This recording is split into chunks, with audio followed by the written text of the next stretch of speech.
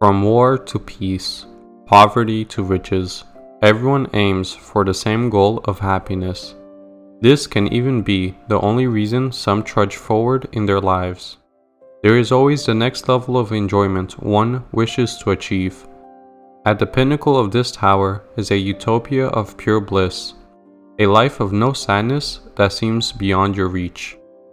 Regardless of how much you climb, you always end up falling back down to a life filled with strife and despair. What makes it worse is that everyone else seems to be at the cusp of this paradise. Smiles and jokes are seen in all directions. Even with small gripes, everyone is doing fine, and they have all their lives figured out. But what if that's only a distortion of reality? A reality where there is no permanent satisfaction in life. No matter what you do, the good events only last a few moments, and the bad ones seem to be never ending. Is there any hope of escaping this fate? To find the answer, we will first need to understand what happiness even is. It comes from a variety of sources and has different meanings depending on a person's upbringing. This diversity causes people to keep it broadly generalized as any positive experience. But there are still concrete distinctions we can make to better define its parameters. The most important aspect to cover is whether it is external or internal. External happiness can be aptly summarized by hedonism. It is basically the pursuit of pleasure through self-indulgence. It is typically related to a person's five senses, but it extends far beyond basic experiences like eating or listening to music. It also includes conceptual pleasures like social connections or career improvement. Everything outside of your own body falls into the category of external happiness. The vastness of the outside ensures that everyone becomes trapped in the hedonistic treadmill. As long as you interact with the world, it will be practically impossible to escape this fate. Perplexingly, trying to keep up with hedonism can be even more daunting. It is the ultimate drug that anyone can experience. For most of your life, you are forced to study and go work in dull fields just to make ends meet. There is no enjoyment on the set path you are forced to take. Everything is hollow and unsatisfying. Then, you suddenly have an experience unlike any before.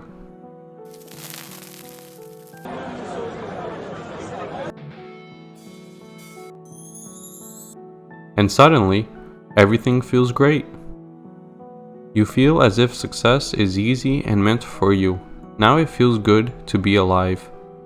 There is finally something you can depend on to be okay. Compared to the emptiness of what you felt before, investing in the chance that you could feel good about yourself again and about being alive is what matters. A safety net finally appears. Whenever there is an inconvenience in your life, you will be able to rely on the new escape. Then, the unthinkable suddenly happens. The escape is no longer as effective. It has become dull, just like everything else in your life. So what are you supposed to do now? You can try to achieve the same escape again through increasing the intensity of the experience or extending the duration of it over a longer time frame. But there is always a level you will not be able to reach. The roadblock leaves no possibility of being happy when you do not have the fix within your mind. You are forced to go through the same miserable life, doing whatever you can to increase your hedonistic pleasure. It's even more unbearable now. You fight against this destiny with all your effort, but it's futile.